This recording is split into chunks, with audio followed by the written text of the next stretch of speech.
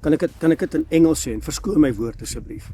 Hoe reageer jy wanneer iemand jou vir die voel vat? Wanneer iemand jou soos 'n dwaas hanteer. Hoe voel jy? Jy wil opstaan, jy wil veg, jy wil bolrol. Die bloed moet loop. Dis koffietyd by die rots, saam met my Frik Weideman. Mense, goeiemôre. Ek vertrou dit gaan sommer klop disselboom met elke koffietydkyker op hierdie pragtige Woensdagoggend. Nou vandag, ja, ek het hom saamgebring, my koffie, wat ek en jy saam 'n koppie koffie kan drink, want ons het 'n koffietyd afspraak en wat 'n voorreg om vanoggend saam met jou 'n heerlike koppie koffie te kan drink. En ek en jy kan gesels oor dinge wat belangrik is. So laat my toe asseblief om een slukkie te neem. Dan gaan ek hom toemaak, dan bly my koffietjie warm terwyl ek en jy gesels. Jy kan voortgaan, drink jou koffietjie, maar laat my toe om net 'n slukkie te neem.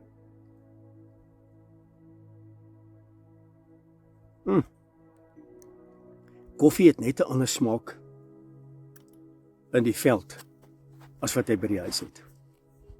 Mense, toe ek vanoggend hier by die koffietydrot stop, toe raak ek net weer eens bewus van, as ek so in die verte kyk, en ek sien die skepping van ons hemelse Vader, die heilige van Israel, dan ek wil sommer uitskreeu, dat die wêreld kan hoor. Hy is skepper God van die hemel en die aarde, en daar is niemand soos hy nie. En wanneer ek hier kom by die koffietydrots, dan wil ek net bid. Ek het al baie vir jou gesê. As ek hier kom en ek kom sit hier by die braambos en ek kyk so in die verte en ek sien die skepping en ek sien die grootheid in die blou lig. Dis vanoggend koel op die plaas. Gisterand laat toe begin die wind in te waai vanaf die see se kant af en hy bring toe nou wolke saam. So dis betreklik koelerig vanoggend. Dis hoekom ek 'n ou baadjie aan het. Maar ja, ons harte, die is warm vir ons hemelse Vader. Ek wil vanoggend gou met jou gesels, iets waaroor ek verskriklik dankbaar is. As dit nie gebeur het, soos wat dit gebeur het nie, het ek en jy dalk vandag in 'n ander wêreld gewoon. So ek dank Abba, ek dank hom vir sy grootheid, sy almag, sy wysheid, Yeshua, die woord wat vlees geword het, wat vir my en vir jou die prys kom betaal het. Ek dank hom vanoggend vir sy liefde, sy genade. Met een opdrag kon alles verander het. Is die geskiedenis herskryf. Een opdrag. Ek dink vanoggend daaraan, toe Yeshua met sy disippels in die bofortrek sit en hulle neem die laaste Pasga. En net daarna stap hulle uit middernag se kant in die tuin van Getsemane, waar hy gaan bid het. En hy het 3 keer gebid en elke keer kom hy by die disippels en dan sê hy vir hulle, hoekom kan julle nie net 1 uur saam met my waak nie? Hoe lyk jou gebedslewe? Kan jy vir 1 uur lank bid en deurbid? En hy kom by hulle en sê vir hulle, ouens, kan julle nie net 1 uur saam met my waak nie, want ek is benoud, want hier gaan goed gebeur, wat ek weet wat gaan gebeur, want onthou, hy is die woord wat vlees geword het, hy is die almag, alles, al die wysheid, al die krag, al die heerlikheid is by hom. En het gebeur toe nou, na die 3de keer, toe kom die tempelpriesters by die Romeinse soldate en uiteraard Judas, wat hom toe kom verraai het met 'n soen op die wang, kom hulle en hulle neem hom gevangene in die tuin van Getsemane. En die oomblik toe hulle hom gevangene neem, kom Petrus en hy trek die swaard en hy, weet Petrus te kort lont gehad, en hy kom en hy kap die oor van 'n soldaat af. En Yeshua sê vir hom, Petrus, nee. If you live by the sword, you will die by the sword. So sit terug jou swaard in sy skede. En wat doen Yeshua? Hy kom herstel die oor van die soldaat. Dis nie wat ek wil sê nie. En Yeshua kyk vir Petrus en hy sê vir hom, Petrus, ek het nou die mag. Ek het nou die krag om nou tot my Vader te bid. Want onthou net, hy is die woord wat vlees geword het, en hy bid in die gees tot Vader. Hy sê, ek kan nou tot my Vader bid, hoor baie mooi, om engele te stuur, om my te kom help. Hoeveel? 12 legioen engele. Hoeveel engele is dit? Ons het geleer, dat 1 legioen engele, is 6000 engele. Met ander woorde, 6 maal 12 is 72.000 engele. Petrus, Ek is nou by magte. Ek kan die opdrag nou gee. Sit terug jou swaard in sy skede. Petrus, ek kan nou my Vader bid. En hy kan 72,000 engele nou stuur. Ons maak hierdie aarde skoon. Sit terug jou swaard. Ek het 'n ander keuse wat ek moet uitoefen. Ek het 'n ander missie waarvan jy nie bewus is nie, wat ek moet uitoefen. As ek dit doen, Petrus, as ek hierdie 12,000 engele nou stuur, verander ek die geskiedenis in totaliteit. Sit terug jou swaard. Sit terug jou swaard. Nou mense, hoor gemooi. In die woord, in die boek van 2 Konings hoofstuk 19 vers 35, sê die woord dat een engel, het 185,000 Assiriërs, die Assiriese weermag. 185,000 Assiriërs het hy in een aand verslaan. Kan jy dink wat doen 72,000 engele? As een engel in 'n aand 185,000 soldate kan uitwis. Wat dink jy doen hy met Suid-Afrika, Namibië, die uithoeke van hierdie wêreld in een aand, as daar 72,000 engele op hierdie aarde neerdal met hulle swaarde? Ons word in een aand uitgewis. 8 biljoen mense in een aand word uitgewis. Gemaak jy die som. Die geskiedenis sal totaal herskryf gewees het as Yeshua op daai stadium gesê het, Vader, stuur die 12 legioen engele na hierdie wêreld om my te kom verlos van wat hierdie mense aan my wil doen. Hoekom het hy dit nie gedoen nie? Hoekom het hy dit nie gedoen nie? Hy kon. Hy het my en jou in gedagte gehad. Hy het geweet, sy oorspronklike missie was gewees, want so lief het Elohim hierdie wêreld gehad, dat hy hom gestuur het as die Messias, die gesalfde, die verlosser, die saligmaker. Hy het hom na hierdie wêreld toe gestuur, sodat elkeen wat in hom glo, nie verlore sal gaan nie, maar die ewige lewe sal hê. Hy het geweet, sy missie is nie 'n oorlog nie, is nie gevegsengele nie, maar sy missie is liefde. Sy missie is genade. Hy het veral daaraan gedink, toe hulle hom gespot het. Hulle het hom vals beskuldig. Hoe reageer jy?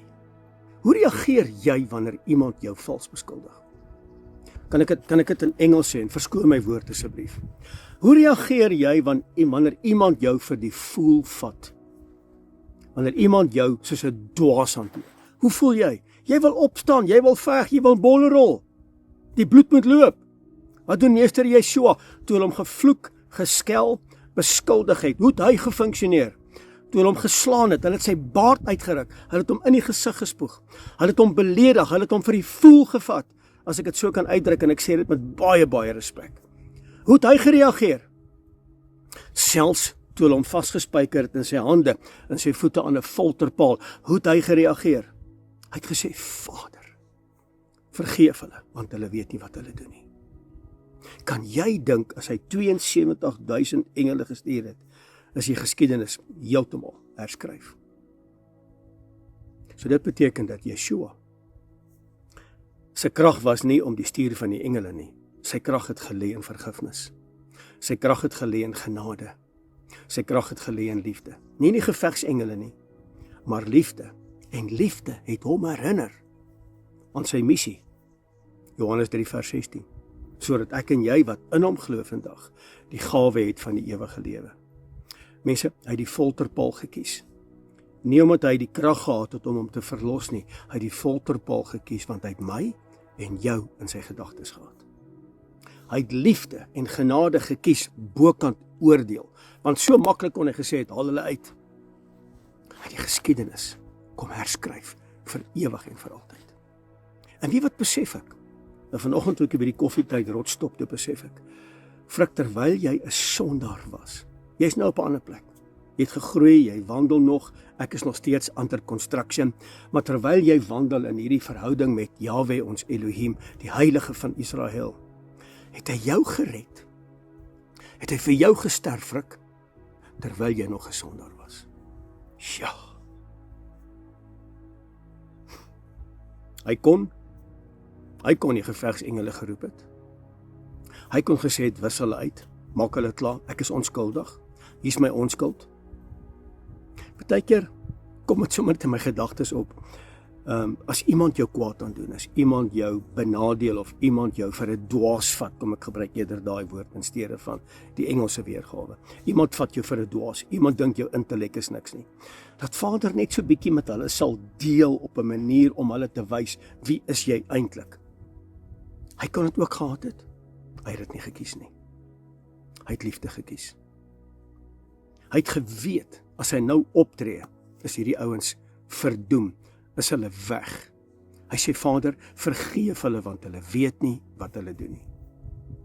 En ek besef net dat deur sy optrede, dit bring my in 'n humble posisie voor sy aangesig. Hy's alomteenwoordig. Hy's alleen wys. Die wysheid is by hom tot in alle ewigheid. En ek besef net, die grootste oorwinning van alle tye, was in 'n folterpaal. Hy kon die opdrag gegee het vir 12.000 engele, 72.000 engele. Hy kon die opdrag gegee het, hy het nie. Hy het liefde en genade gekies, bokant hulle militêre opdrag, 'n militêre weermag uit die hemel uit. In die folterpaal, waar dit vir my en jou kom doen het, hier by koffietyd, dit het die vloek van sonde verwoes. Dit het die ewige dood verwoes. Kan jy dink as dit anders was, waar sou ek en jy nie vandag gewees het nie? So wil jy nie met 'n gees van dankbaarheid terugkom, om te sê, Abba, hier is ek nie. Hy het die dood, wat vir my en vir jou eintlik toebedeel was, het hy vir ewig verwoes. Daarom sê die woord, hy sê, julle sal lewe, al het julle gesterwe. En hy die geskiedenis kom herskryf. Hy die geskiedenis kom verander, vir ewig en vir altyd. Vanweë die feit, hy het gekies, bokant die engele weermag, het hy gekies liefde, het hy gekies genade, het hy 'n tweede kans gegee, 'n derde kans, 'n vierde kans. En hier by koffietyd, is my gebed vandag dat ek en jy nie sy goedheid en sy genade sal misbruik nie, en dat ek en jy sal terugkom om te sê, Abba, dankie vir dit wat U gedoen het. Dankie vir dit wat U nie gedoen het nie. U kon net sowel daai engele gestuur het. U kon net sowel nou engele instuur in hierdie wêreld wat op hierdie stadium krom en verdraai en verdrink in donker en duisternis. U kon dit net sowel nou gedoen het. U doen dit nie, want U is geduldig. U is genadig. U is van mening, U het 'n hoop dat mense sal terugkeer na U toe. En dis vandag my gebed by koffietyd vir jou wat ingeskakel is, dat ek en jy sal terugkeer. Terugkeer na hom, wat hy keuse gemaak het. En kom ek en jy maak vandag daai keuse in die regte rigting. Mense, baie dankie dat jy vanmôre ingeskakel was, hier by koffietyd. Dit was lekker om saam met jou 'n koppie koffie te drink. Wat 'n voorreg om dit saam met jou te doen, hier by die rots, op die plaas te kuilen. Mag jy 'n geseënde dag hê. Mag die week wat voorlê vir jou absoluut besaai wees met sy liefde en sy genade. Nie 'n weermag nie, nie om te vloek, nie om te skel, nie om te beklei nie, maar om te sê, Abba, U die prys betaal, ek sal daai prys betaal. U het vergewe, ek sal vergewe. U kon 'n weermag ingestuur het, ek het nie 'n weermag nie, ek het my vuiste, ek het my mond, ek het my oordelende gees, ek wil nie. Ek wil dit doen wat U gedoen het. U kon, maar U het nie. Ek kan, maar ek kan nie meer nie. En by koffietyd seën ek jou daarmee, in die naam van Meester Yeshua. Mense, baie dankie, tot 'n volgende keer. Frik Weideman, by die rots, Shalom.